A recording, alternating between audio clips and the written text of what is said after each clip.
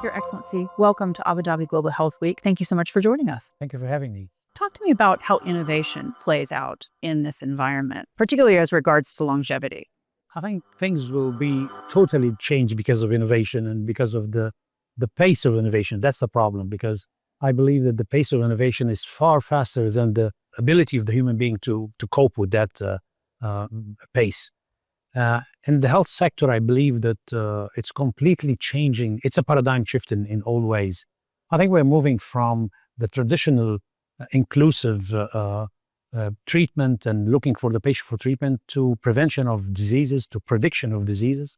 We're moving from the traditional hospital to a smart hospital, to a hospital that you can have your treatment at your home. You can have, like you work from home, then you can get consultation from home, which we call it the telemedicine, or the telehealth in general.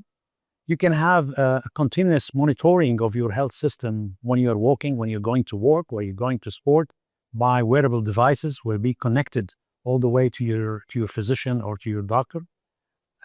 Internet of Things, you can do surgeries in remote areas with robots that you can perform massive, very complicated surgeries along thousands of miles all the way.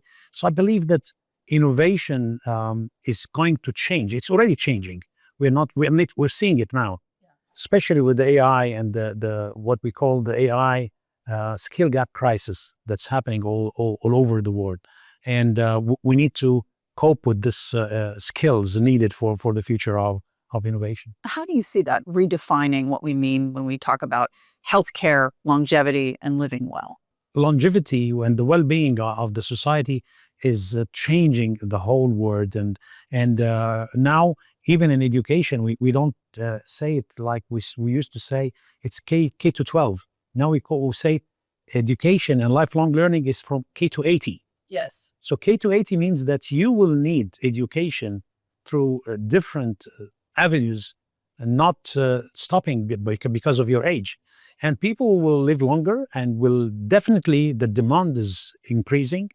The non-communicable diseases like cancer, cardiovascular diseases like hypertension, diabetes, and other age-related diseases is increasing. So systems has to be resilient enough in order to accommodate for that age population. So the aging population is good, but at the same time, our systems has to be well prepared for that type of age in order to make them live, but in a well-being, in a healthy life, in a good quality of life. It's absolutely about changing fundamentally how society evolves, isn't it? Because Egypt, you're talking about millions of people. How does this apply to your country specifically? Well, we're trying, we are now investing more in prevention rather than curative diseases. And we're trying to put our budget and try to convince, and usually there's a big battle between the Minister of Health and the Minister of Finance and who's giving you the money. And you need to convince them that each dollar you're going to give it to me today, I will save you like $408 in the future, because if I manage to take good care of the patients before they're being sick, that will make a big difference. And you can apply this in everywhere. You know, in cardiovascular diseases, for instance, 80% of those diseases could be preventable by awareness and by early detection. In Egypt, we've done a marvelous job, in my opinion.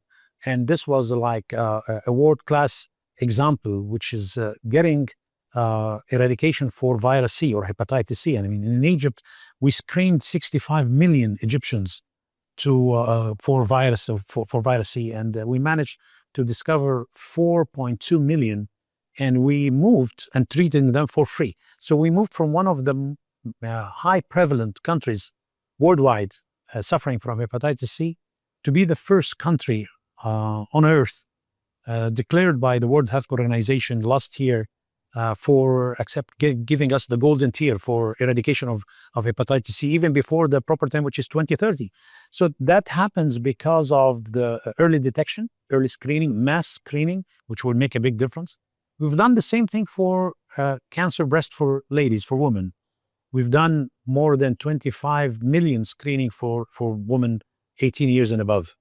And we moved from discovering cases at stage 4, which is a bad stage with less incidence of curing and high mortalities, So we moved from 70% cases for stage 4 to only 26% by the mass screening and by early detection and treatment. We've done for school children around 40 to 45 million screening for school children at elementary schools to study anemia and the incidence of anemia and obesity and stunting. These are the things that I'm proud of by doing a lot of what we call it in public health initiatives. And those public health initiatives, you're applying during the whole journey of the human being, from antenatal care to postnatal care and early childhood care. Once he's delivered, and we do a lot of testing for genetic studies for them in order to do. And even before being born, we're doing what we call the premarital investigation for any couples going to get married, where we investigate for thalassemia, sickle cell anemia, and HIV and HCV and other non-communicable diseases. I think moving to prevention is an important subject. We're moving from treatment to prevention to prediction. Tell me this. You've taken an incredibly proactive approach as a government. In your mind, what will be the impact of people who are going to be perhaps living longer and healthier lives, but also more productive lives as well? Because if you're living longer, you can be part of the workforce as well.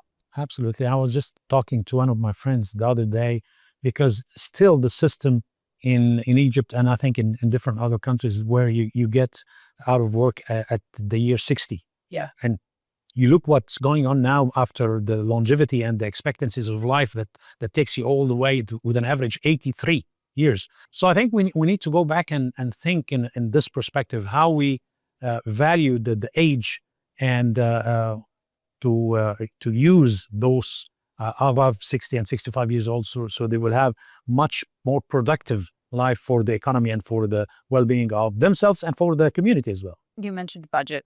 It's something that I've heard from multiple ministers today. There's always a disconnect between what the citizens want, what the government wants to do, and how much money they've got to do it with. When you take a step back and think about how you're going to achieve these ends, is this about public-private partnerships? Is it about investment? Where are you looking beyond just your budgetary constraints? This is important. I think finance and budgeting is one of the crucial issues that you will have to convince your government in order to achieve your dreams as well. But I think in Egypt, if I'm talking about my situation, I managed within the last 3 or 4 years to convince them. I mean, maybe I have some... You must be good. But I think we are implementing now the universal health insurance coverage for all Egyptians, and that's a huge project. You can imagine how to implement this in 27 governorates, covering more than 107.5 million Egyptians at the same time. And in order to do that, you need to build hospitals, you need to refurbish old hospitals, you need to improve the capacity building of the staffing. And so that means a lot of money at the same time. So I think ignoring the importance and the private sector is a mistake. And that's why in Egypt we started the legislation and doing a lot of incentives to the private sector in order to encourage them. We have a problem. The ratio between the number of beds and number of citizens in Egypt is below the international norms, which is around 1.5, 1.4, 1.5, which is the normal, or the norms is 2.7 bed per 1,000 citizen. So in order to keep that level, because remember in Egypt we have an overpopulation. We are not suffering like in Europe where they have a depopulation, or some places in Asia. We're having 2 million newborns every year. So that puts a lot of pressure on the budget and on the economy, and certainly on different services like education, like in health sector. So for the budget, I believe that in order to maintain that, we have to spend more money, and encouraging the private sector to be a real partner is an important issue. And that's exactly what we are doing right now in order to share the services, since we are going to an universal health insurance anyway. So they will be a competitor to the public sector, and the patient will have the right to choose at the end of the day. They'll have choice between the public hospitals or the private hospital. And that's the beauty about encouraging the private sector in this. Your Excellency, thank you for joining us here in Abu Dhabi. Thank you so much for having me.